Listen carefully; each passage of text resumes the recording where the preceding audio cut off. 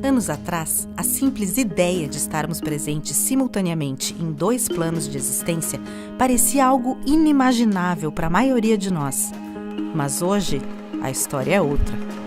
Nossas identidades, ofícios, crenças, afetos trafegam no fluxo digital na forma de dados. Só que, diferente da vida humana em toda a sua incontrolável complexidade e beleza, dados podem ser armazenados, classificados e comercializados. Quanto vale a sua vida?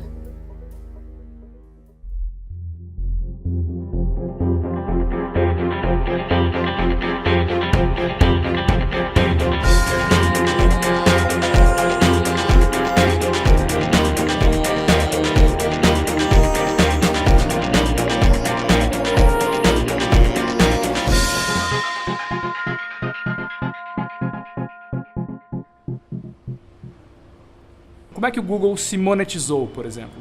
Ele começou como uma empresa que oferecia um serviço bastante inovador, que era um serviço de buscas na internet. Então ele basicamente coletou todas as informações que ele conseguia sobre páginas existentes, ele criou um index, um sistema de catalogação, e criou um algoritmo, uma série de comandos, uma fórmula matemática que executa uma função. Então, a partir do número de vezes que você usa o Google, ou a partir de qual local, ou a partir de qual navegador, ou a sua intensidade de uso, ele vai identificando que tipo de usuário que você é. Então, o Google e inúmeras empresas começaram a perceber que tudo que você faz na rede, você deixa um rastro. Na verdade, essa é uma condição das tecnologias cibernéticas, né? Que são tecnologias de comunicação e simultaneamente de controle. Então, uma tecnologia cibernética, ela além de fazer aquilo que você precisa, ela gera um ou mais dados sobre o que foi feito. Pronto, aí está a dinâmica que nós estamos vivendo hoje. E essas empresas estão fazendo muito dinheiro nesse sentido, né? De entregar para outras empresas quem nós somos, o que nós gostamos, o que nós não gostamos, como a gente está se sentindo. E aí, acho que como a gente está se sentindo, parece uma informação que não é relevante, mas é cada vez mais relevante para a economia. Então, se a gente está se sentindo triste, se a gente está se sentindo feliz, se a gente está se sentindo vulnerável, isso coloca a gente com possibilidade da gente comprar mais ou comprar menos, da gente querer buscar um financiamento para comprar um carro ou não. Os dados não são mais captados por sensores parados, câmaras que você passa em frente só. Você tem empresas que vão atrás dos dados. Então, quando eu coloco um intrusor na sua máquina, um cookie, um pixel, uma rotina, um script, eu estou indo atrás de um dado, eu não estou parado esperando. Então, nós temos uma mudança. Hoje você tem o fenômeno da caça aos dados. Né? Um fenômeno que não é só um fenômeno passivo, é uma ação ativa. Essa ação ativa não é natural. Ela foi feita porque se estruturou modelos de negócio muito em função do mercado financeiro, do capital financeiro, que está na origem dessa velocidade toda e dessa captura massiva de dados. Ele vai coletando cada vez mais dados e informações suas, e aí ele te oferece um grande benefício, entre aspas, que seria a sua busca fica cada vez mais personalizada. Como ele sabe o tipo de uso que você faz e quem você é a partir dos seus dados, teoricamente ele oferecia o que você queria acessar. Ao mesmo tempo, ele gera informações muito preciosas para oferecer uma propaganda direcionada. Então o Google, por exemplo, ele pega toda essa base de dados, de informações pessoais dos seus milhões de usuários, e ele chega ao mercado de publicidade e diz, olha, se você quiser atingir um público específico, eu sei como chegar nesse público, a partir de forma agregada, olhando para toda uma categoria de populações. Ofertar produtos e serviços sob medida para cada indivíduo.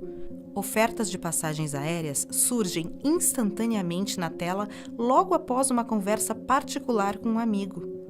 Um anúncio de um sapato já no número que você calça e na sua cor favorita. Nada escapa das poderosas ferramentas de detecção plantadas nos códigos dos aplicativos que usamos. E por mais invasivo que isso possa parecer, o lado positivo é sempre mais aparente.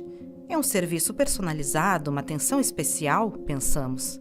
Assim, fica difícil perceber os aspectos negativos da abertura total e irrestrita da nossa privacidade. Mas eles existem e são muito graves.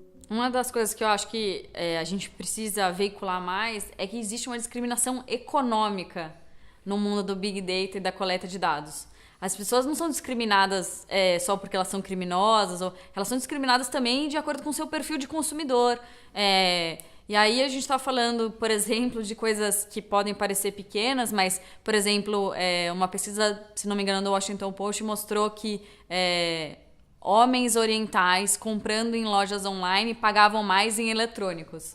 Então, a gente está falando desde esse tipo de discriminação, de você pagar mais, porque você não está tão perto de uma loja física que possa te dar o mesmo produto, até uma discriminação que pode levar a você não conseguir um empréstimo para sua casa, você pagar mais no seu plano de saúde. Não necessariamente são informações que você acha que estão correlatas. Então, hoje os planos de saúde estão interessados, por exemplo, em quantas vezes você erra quando você está digitando um texto. Quantas vezes ou se você digita rápido, se você digita com força, com pressão, porque isso fala sobre o seu estado de saúde mental. E talvez essa seja uma informação mais importante do que uma informação que você daria preenchendo uma tabela. Então, a gente está chegando numa sociedade que a discriminação econômica ela vai crescer muito. E quando você for, por exemplo, parcelar uma televisão, você não tem o seu acesso ao parcelamento habilitado, porque o seu dado foi transmitido por uma empresa de pontuação de risco e essa empresa de pontuação de risco passou por um lojista e fez um ato discriminatório sobre você. Ele falou, você não tem capacidade de comprar, portanto você está fora do nosso modelo econômico. E aí a gente está falando que as pessoas que utilizam serviços públicos, elas estão ainda mais vulneráveis, porque elas são praticamente obrigadas a fazer parte de bancos de dados gigantescos que a gente não sabe muito bem como eles são geridos. No Brasil, a discussão sobre uma lei de proteção de dados pessoais já se arrasta há alguns anos no Congresso Nacional. A disputa sobre o texto entre empresas, governo e sociedade civil permanece sem definição. Enquanto isso, a coleta e uso de dados pessoais continua sem regulação. Quando você olha aqui no Brasil, o debate feito em torno da Lei Geral de Proteção de Dados Pessoais, que é um negócio que o Brasil está atrasadíssimo. Discute-se desde 2009 e 2010 a importância de estabelecer direitos para os cidadãos com relação aos seus dados. Então, a pessoa teria o direito básico de entender quais dados são coletados por uma empresa. Ele teria o direito de se opor quando ele identifica que tem dados excessivos. Por exemplo, você abre um aplicativo de busca de passagens de ônibus e o aplicativo pede o seu contato de agenda telefônica, as suas fotos, os seus vídeos, o acesso à sua conta de Google e o seu Dropbox. Não tem porquê um serviço de comparação de passagens de ônibus acessar suas fotos, seu Dropbox, sua conta de e-mail. Então, obviamente, as empresas querem que esse modelo não vá para frente, porque elas não querem assumir os custos de monitorar quem são os parceiros comerciais que elas contratam, e quais são as técnicas de análise de dados pessoais e quais são os riscos que ela apresenta para o cidadão. Então, é impressionante o modo como esse lobby se organizou no Congresso, para flexibilizar a legislação, então retirar alguns direitos. Por exemplo, eles não concordam com o conceito do que seria dado pessoal.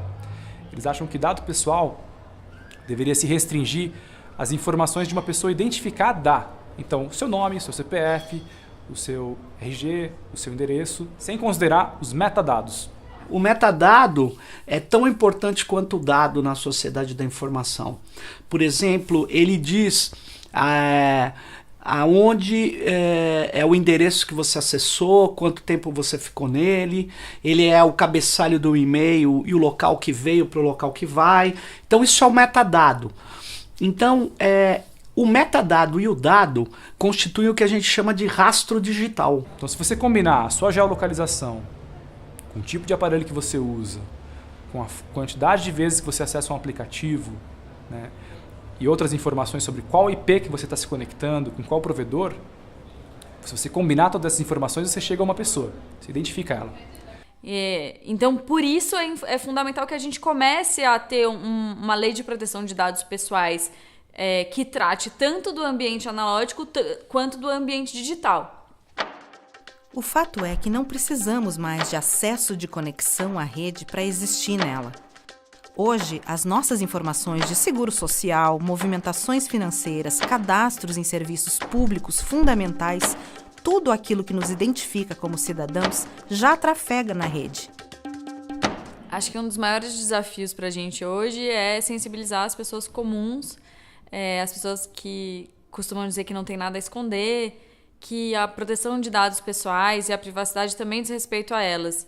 E muitas vezes isso acontece das pessoas não acharem que não é importante ter controle sobre os seus dados pessoais, porque esse modelo, né, ele parece invisível. A gente não consegue acessar como ele funciona. É extremamente importante deixar claro que proteção de dados pessoais não é somente para quem usa aplicações de internet ou quem se conecta à internet.